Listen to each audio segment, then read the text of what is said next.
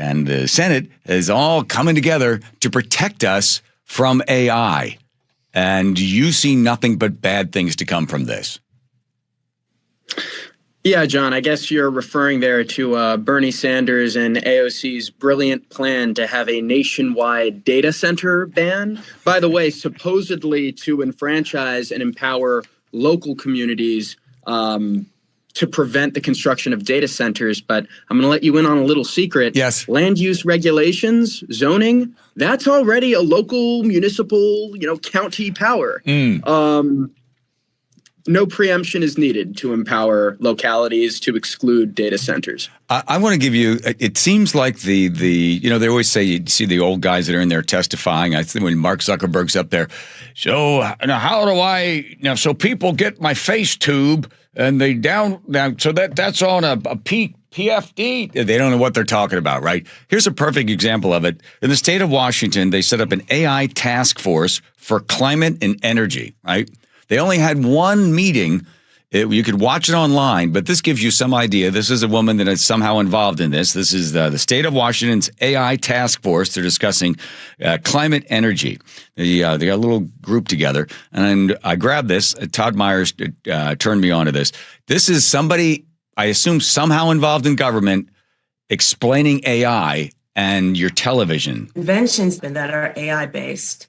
For example, when it comes to climate and energy, I didn't know this, and it makes sense that you can automate your power in a TV. So you can have a TV that doesn't need a plug. It either takes the energy out of the environment, like whatever the AI does, right? We're talking nanotechnology. Hey, stop making faces. Hang on. All kinds of stuff already out there. So there is already a process out there where you can self-power a TV. I don't know if there's any actual those type of TVs on the market. Is that something that I believe is out there? I've never seen it with my own eyes. Absolutely. I'm a person, I live in this world, and there's smart people out there. This was the state of Washington put this thing together, the AI task force to talk about climate and energy. And that's some of the stuff that you're getting. The rest of it was quite remarkable in their complete lack of understanding what AI is. But boy, they want to control it, and they don't want you to have it or somebody else to have it. And they want to make sure that it doesn't affect people in a negative way. Yeah. Again, I hate to cast aspersions at people's motivations, so I'll refrain from doing so. Okay. I'll just say that I'm generally not surprised by the ignorance of politicians, but believing in effectively a perpetual motion machine. Did this person graduate from high school? Are they familiar with the principle of conservation of energy? Matter, energy can neither be created nor destroyed. There's a fixed amount. You just move between one form or another. Didn't we learn about this? Well, she says she hasn't seen it with her own two eyes, but she knows it's out there because there's smart people to invent it. But more importantly, I think it really tells a story that they had one meeting and they never had another one again. Joey's grabbed a bunch of different things. How do you feel about Sam Altman? Obviously, the people that are throwing stuff, trying to set him on fire or blow up his house or hurt him in some way, obviously they're mentally ill, but something's motivating them to go out there and want to harm Sam Altman. Yeah. So, of course, I condemn any and all violent actions, and this is no exception. I would say I've seen some talk online about kind of the AI risk community, the AI naysayers, the doomers, are somehow responsible for the actions of individuals who have chosen to commit these acts of violence. There was also a shooting at, I believe, a Indianapolis city councilman's house last week, shortly before the Molotov cocktail was thrown at Sam Altman's house. And, if you publish a book called If Anybody Builds It, Everybody Dies, you are still not responsible for the immoral and illegal violent actions of crazy people. So I would like to disabuse your listeners or any that believe that, like, the doomers with whom I am in stark disagreement, But they're not responsible for these crazy people's actions. And I think we should keep that in mind. What happens? Because to just understand that AI will be the collecting of all information. That's the first step of AI.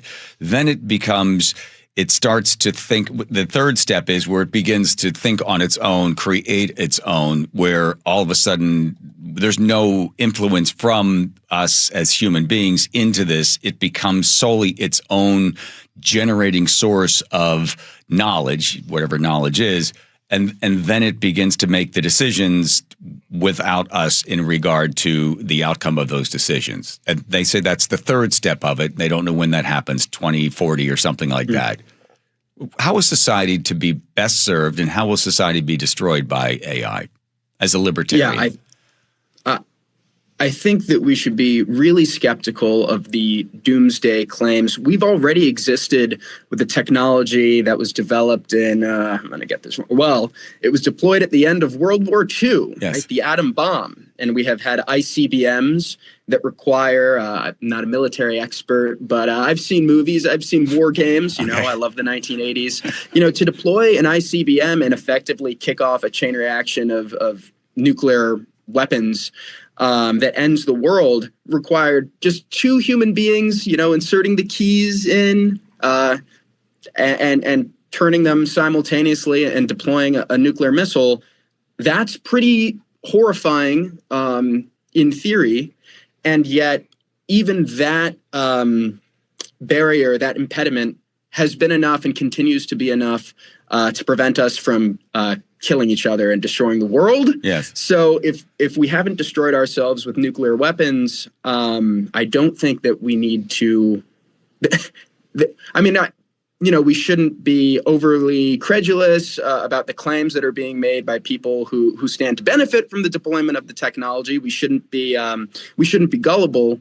But I don't think that being anxious and certainly throwing Molotovs or aggressing people is in no way an appropriate response, nor is it called for. And I'd like to emphasize that so far we've seen AI really improve our lives. I mean, myself as a journalist, it makes researching and compiling and getting information that's of use to the public. I mean, it's really expedited that. It's probably reduced the time it takes me to write an article by, maybe 50%. Mm-hmm. That's true with a lot of knowledge workers, a lot of white collar workers. And if at some point the AI replaces me and you can get reasonably good antitrust and AI coverage at a fraction of the price, that's good for society. And I'll find another job.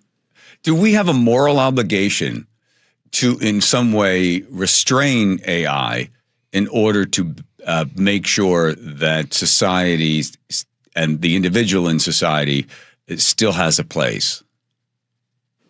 Yeah, I think that regardless of how powerful and how productive AI becomes, there will always be places and roles and positions for humans in society. And people who are claiming otherwise believe in this thing economists refer to as the lump of labor fallacy, which holds that there's a fixed number of jobs in the economy, and whenever some are automated away, that permanently diminishes the total number of jobs. And by that logic, none of us would be working since the Industrial Revolution kicked off. But that's not true. There are more people, many more people, thanks to that technology, making it easier to grow food and have more goods and services. And we all have jobs, save for those of us who are unemployed. Yes. When, God forbid that ever happens to you. Hey, can I think I'll figure it out. Okay, good. It's something I struggle with. So you read Ayn Rand. I know you have as well, Fountainhead, right? And Atlas Shrugged, which, by the way, I think is still one of the most popular books ever written around the world. I'm going to give you a little bit of Ayn Rand and, her objectivism and the idea of, like, she's a true libertarian. The use of wealth created by others against their will. This is what we're experiencing here in the state of Washington. We now are about to have an unconstitutional income tax that could be dropped on top of us. But here she is basically explaining in a really just cold-hearted way how society and how individuals need to respond to each other. When you admit that you want to take money by force from someone and ask me, how are we going to build hospitals or roads? You admit that someone is producing the money, the wealth that will make those roads possible. Now you have no right to tell the man who produced the wealth in what way you want him to spend it. If you need his money, you can obtain it only by his voluntary consent. And you believe in the eventual goodwill of all human beings, or at least that top echelon of human beings whom you believe will give willingly? No goodwill is necessary, only self-interest. I believe in private roads, private post offices, private schools. Wow. Does that even hold any sort of value anymore, that somebody would say, I believe you have no right to tell the person that they must give the money to build this for everybody else's use? You know, I think that we see that it holds, maybe not in people's, definitely not in people's political opinions and their votes, but have you noticed anybody in their private capacity, you know, going up to somebody and demanding that they give money to the homeless man on the street, or contribute to Feed the Children, which is a wonderful charity that I voluntarily contribute to? And yet, if instead of soliciting and persuading me, I was persuaded by somebody on the street by DuPont Circle in DC to donate on a monthly basis. Very charming, made a strong case for the good that this organization is doing. Wait a minute. I know those guys that stand out there. They've got the clipboards. I am shocked. So yeah. Right. So you're walking by, they got the yellow jacket on, right? And they stop you with, do you want to help feed children today? Or whatever their catch line is. And you stopped and talked to them, and you actually gave. Well, that evening, so I was stopped in the evening. That day, I had written an article about why government-run grocery stores are not needed in New York City, and I cited all of the wonderful private and religious charities that were doing good work, donating, you know, millions, hundreds of millions. I think if I recall the figure correctly, hundreds of millions of dollars worth of food every year to needy people, and so you know, maybe it was circumstance, maybe it was providence. I don't, you know, you quantum can physics. come to your own decisions. Okay. But I figured it would be kind of hypocritical for me to write about that and praise it and not contribute. So I was easy to persuade that day. But the point is, you know, they're not standing out there with guns demanding money for undeniably good things. And if they were, they would properly be arrested and nobody would protest that. So I think that there's a disconnect between what people think is politically acceptable and what they'd be willing to do as private individuals. You go back to somebody like Milton Friedman, who said that, you know, if it's the individual, not the government, it is the individual giving to charities upon their own, you know, sense of what is right and wrong. And the government has no way, shouldn't force somebody and say, well, morally, you have to do this. You neutralize the person's individuality. You take away their self-governments. And you know, someone like Ayn Rand and Milton Friedman, they see it as, no, you are free to do whatever you want as long as you don't harm anybody else. But nobody has the right to come over and tell you how you have to feel or how you have to act and benefit to somebody else. And we will never, unfortunately, Jack, we'll never have that. We will never, ever have that, because the people that are in there redistributing the wealth, that's how they keep their job, is to take from one and give to another. And then that person they gave to will then vote for them. You know, I think there is a popular backlash, though, to a lot of our largest transfer payments. I mean, the Medicaid fraud at the state level that's been exposed in Minnesota, in California, really all over the place. By the way, those programs, they're administered at the state level, but federally subsidized to the tune of $1 per dollar. And in some cases, $9 of federal taxpayer money for every dollar that is raised by the state. So this is really a federal program. It's rife with fraud. And even the programs that aren't rife with fraud, Social Security, Medicare, they're transfers from, you know, not very well off young whippersnappers such as myself to older people who, you know, on average have a lot more wealth and investments that can afford them their lifestyle in their golden years. And people are getting tired with this. They're recognizing that there's this regressive transfer of wealth between, you know, working class people. And by that, I mean people who actually, you know, go to work and contribute to society. I don't mean people who are depending unnecessarily on the goodwill of others or are willfully on the dole. But and but you think there's a